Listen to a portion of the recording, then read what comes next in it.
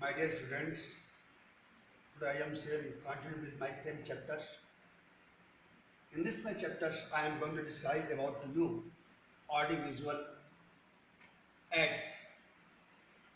By which through we trying to give our educations, our learning to the students of the lower classes and lower sections. As we already know, the tape recorders, जैसा कि हम जानते हैं कि tape recorders एक ऐसा audio एक यंत्र है, इसमें दिखाई तो नहीं देता, लेकिन हम किसी की भी आवाज़ को ठीक उसी की लय में, उसकी रिदम में, उसके कैनोटेशंस में, उसकी फोनिक्स में हम उसे क्या करते हैं, रिकॉर्ड कर लेते हैं। और जब चाहें, जब भी हमारी इच्छा होती है तो उसको रिकॉर्ड की हुई आवाज़ को हम लोग सीधे क्या करते हैं, टेप में लगाते हैं उसके कैसेट्स को।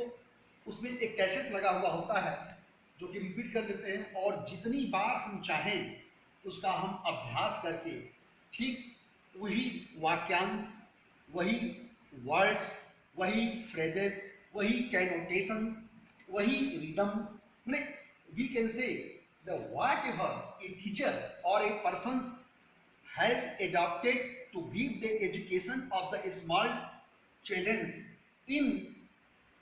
in the same rhythm, we can hear a number of times, as much how much we are interested to learn it.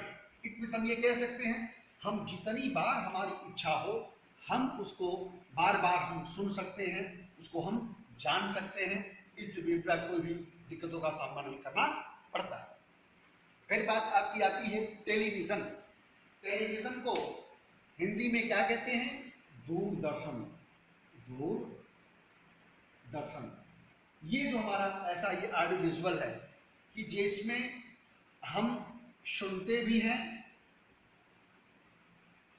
हैं और हम उस व्यक्ति को भी जो है देखते हैं। कहने का मतलब टेलीविजन होता है दूर, विजन मीन्स होता है दृश्य। ऐसी तकनीकी जो कि हमें दूर से ही किसी पर्टिकुलर व्यक्ति के द्वारा जो भी स्पीच, जो भी बात कही जाती है, जिसको भी बताई जाती है, वो क्या करते हैं, हम उसको करीब से तो नहीं लेकिन दूर से उसकी आवाज़ को हम सुन सकते हैं, उसकी आवाज़ को हम देख सकते हैं। तो इस तरीके से टेलीविज़न के माध्यम से जो है बच्चों को भी शिक्षा देने का प्रयास किया जाता है। और यह शिक्षा थोड़ी सी काफ़ी महंगी पड़ती है। इसमें जो है ये हर जगह यह शिक्षा सुलभ नहीं है।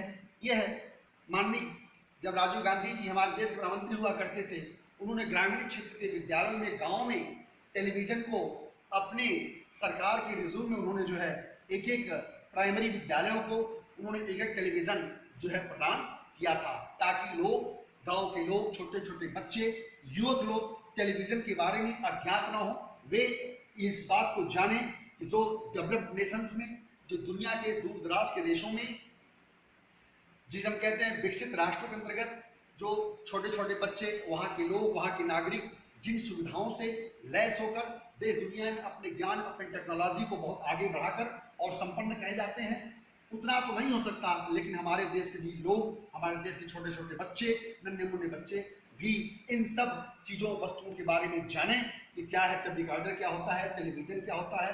ये चीज़ें उन्हें टेक्निकल ज्ञान प्रदान किया जाए, ताकि जिसके बारे में विज्ञान जो प्राप्त करके अपने ज्ञान को आगे बढ़ा सकें। ये रही चीज़ें जो मैंने आपको बताई कि कभी भी शिक्षा तभी भी सही तरीके सार्थक सिद्ध हो सकती है जब उस शिक्षा में शिक्षक कॉम्पिटेंट हो, एक्सपर्ट हो, और एक्सपर्ट के साथ साथ ऑडियो विजुअल एड्स, टेक्नोलॉजी, शिक्षा से संबंधित जो भी इक्विपमेंट्स हैं वह बच्चों को क्लास में प्रोवाइड किया जाए, शिक्षक को वो दिया जाए, ताकि वह बच्चों को सही तरीके से ज्ञान प्रदान कर सकें और ताकि शिक्षा उनकी जो है काफ़ी श्रेष्ठ साबित हो सके। लैंग्वेज गेम जिसे कहते हैं भाषाई खेल, के अंतर्गत कुछ चीजें ऐसी हैं। To learn the English in a proper way some games are provided which are called language game.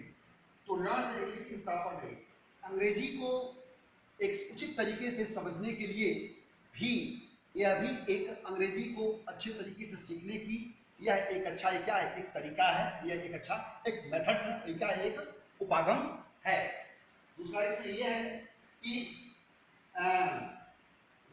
Some games are provided which are called language game. कुछ खेलों को यहाँ पर प्रस्तुत किया गया है जिसे लैंग्वेज गेम के नाम से हम जानते हैं। The purpose of language game is to be enable learners to play and learn some English with difference to those games of incidental English and language. कहने का मतलब, ये लैंग्वेज गेम का मतलब ये होता है कि इस लैंग्वेज गेम के माध्यम से बच्चे नए नए अंग्रेजी के शब्दों को समझें, नए नए अंग्रेजी की उनकी वोकैबुलरी, उनका जो शब्दकोश बढ़े, स्ट्रक्चर्स ऑफ द सेंटेंसेस, वाक्यों की संरचना का उनको सही तरीके से ज्ञान हो, उनकी अच्छी स्पेलिंग हो, अच्छे उनके शब्दकोश हो। इसके द्वारा इसमें इस विधि से, इस मेथड से उनको ज्ञान देने का प्रयास किया जाता है।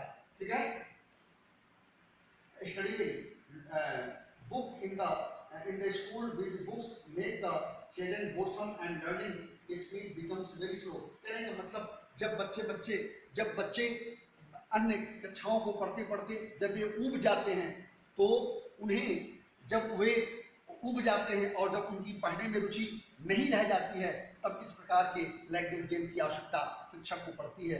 तो शिक्षक क्या करते हैं, इस लैंग्वेज गेम के माध्यम से बच्चों को उनका जो नीरसपनता है, उनका जो मोनोटोनी, उनका जो स्वभाव है वो दूर हो जाता है और वे बच्चे इस खेल के माध्यम से नए नए अंग्रेजी के शब्दों को सीखने का और जानने का भी प्रयास करते हैं। ठीक है, और दूसरी बात यह है कि as imaginative teachers should plan some language games and recapture the instead of the students। और जो कल्पनाशील अध्यापक होते हैं, जो रचनात्मक टीचर होते हैं, वे नए नए शब्दों की अपने आप में कल्पना करके बच्चों के सामने वे प्रस्तुत करते हैं, कुछ विधिक तकनीक उपस्थित करते हैं, और ताकि जिसके द्वारा वे सुनकर, वे समझकर, वे जो है बच्चों के ज्ञान को, कौशल को बढ़ाने का प्रयास करते हैं। ठीक है, और बात है awakening the student to study and reactive their mind. और वे कहने को बच्चों में जो एक उत्कट अभिलाषा रहती है उसको जगाते हैं, और बच्चों को इस खेल भाषा के माध्यम से वे उन्हें सक्रिय करते हैं, ताकि उनकी शिक्षा के प्रति जो उनकी निरस्ता है वह बिल्कुल समाप्त हो जाए। क्योंकि खेल में ही पढ़ाने की विधि को जो है इसमें एडॉप्ट किया जाता है। लाइक वी कैन से, जैसे कि हम कहते हैं कि हम वर्ड फॉर्मेशन करते हैं, कोई लड़का एक वर्ड बोलता है, कोई दूसरा वर्ड बोलता है, कोई तीसरा बोलता है, तो इस सभी 4-5 बच्चों के एक एक वर्ड को बोलने से फिर हमें एक सार्थक शब्दों की हम उत्पत्ति कर देते हैं, जो सार्थक शब्द एक बच्चों के पढ़ने में लिखने में काफी सहायक सिद्ध हो जाता है।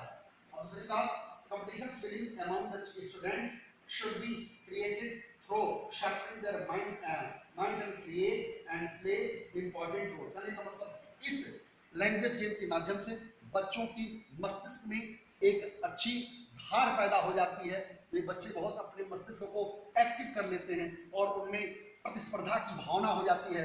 और जिस शिक्षा में, जिस किसी कार्य में प्रतिस्पर्धा की भावना न हो, अच्छा कोई कार्य करने की प्रवृत्ति न हो, जिसमें कोई रुचि न हो, जिस बच्चों में जब कोई अभिरुचि ना हो, तो बिल्कुल वह कार्य, वह शिक्षा वो कभी भी सार्थक साबित नहीं हो सकती।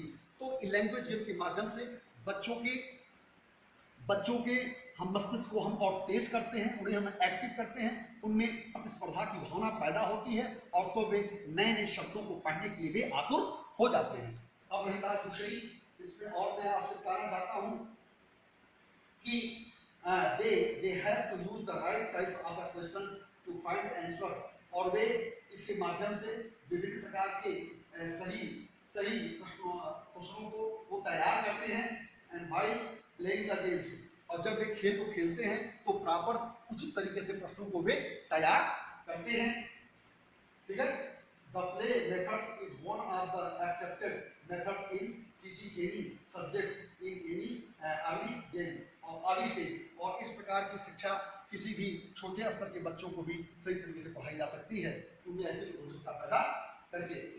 The spirit of competition is helpful for them to listen and understand what he said. और द स्पिरिट ऑफ कंपटीशन, और प्रतिस्पर्धा की भावना और एक परीक्षा की भावना उन बच्चों में पैदा हो जाती है, और इस विधि से वे किसी भी ज्ञान को बढ़ाने का भी प्रयास करते हैं और हर किसी की दूसरे की भावना को, शब्दों को समझने का भी प्रयास करते हैं। ठीक है, the teacher should keep some point in his mind. और लेकिन शिक्षक को भी कुछ चीजों को, मूलभूत चीजों को उनके मस्तिष्क में रखने की आवश्यकता पड़ती है। The game should not go on as long. यह खेल एक लंबे समय तक नहीं चलता है। It should be the period of the game of half an hour. यह बहुत लंबे समय तक खेल नहीं चलता, यह भाषाई खेल एक लंबे समय तक नहीं चलता, ये आधे घंटे या कुछ उससे अधिक ही खेला जा सकता है। ठीक है, और इसमें मैं आपको बताने का प्रयास कर रहा हूँ कि the language should be suitable to the learners. और लैंग्वेज और वह भाषा पढ़ने वालों को काफी उपयुक्त होनी चाहिए। The teacher should informal, familiar, friendly, Frank and the funny. कहने का मतलब इस खेल के अंतर्गत शिक्षक का जो उसका व्यक्तिगत अपना स्वभाव होना चाहिए, उसको उसका बच्चों में मिलनसार होना चाहिए, स्पष्टवादिता होनी चाहिए, क्लियर होनी चाहिए, बच्चों से बहुत ज़्यादा दूरी नहीं होनी चाहिए, शिक्षक का बहुत हार्ड नेचर नहीं होना चाहिए, ताकि इन सब चूंकि बच्चे जब शिक्षक से अपने लैंग्वेज गेम के अंतर्गत जब वे भय से ग्रसित हो जाएंगे तो कभी भी सही तरीके के प्रश्नों का उत्तर वे नहीं दे सकते जो शिक्षक के द्वारा पूछा जाता है या प्रदान किया जाता है। इसलिए शिक्षक को स्पष्टवादी होना चाहिए, लोकप्रिय होना चाहिए, परिचित होना चाहिए, बच्चों में घुल मिलकर हर कार्य को करने में प्रदत्त होना चाहिए। जब शिक्षक के अंदर यह गुण होगा तो यह शिक्षक या पढ़ाने की जो कौशल, ये क्रिया है, ये सही तरीके से संपादित हो सकती है। ठीक है, और वो शिक्षक जो है इसके नियमों को बताने का प्रयास करते हैं। And told clearly before starting game. जब ये खेल को शुरू होने से पहले शिक्षक इस भाषा के नियम कानून को बताते हैं कि इस तरीके से इस कार्य को खेला जाएगा, ऐसा इसमें उत्तरों का उत्तर प्रदान किया जाएगा। ठीक है, there are also many games which can be played with student to teach the language. और भी विभिन्न प्रकार के खेल हैं जिनके द्वारा बच्चों को शिक्षित किया जा सकता है, बच्चों को समझाया जा सकता है, बताया जा सकता है। ठीक है, some interesting games are given below. और कुछ और भी रोचक जो ज्ञान है, जो किताबें हैं, जो कि पढ़ाने के तरीके हैं, नीचे दिया जा रहा है, जिसको हम अगली बार हम टॉपिक करना हम प्रयास करेंगे आपको बताने का। यदि किसी बच्चे को हमारे किसी भी शिक्षण देने के कारण कहीं कोई दिक्कत हो तो मुझे बताने का प्रयास करें, और कोई भी मेरे कॉन्टैक्ट नंबर मुझसे कॉन्टैक्ट करें, जिससे मैं आपको बताने का प्रयास करूँगा। That's all right, have a nice day today.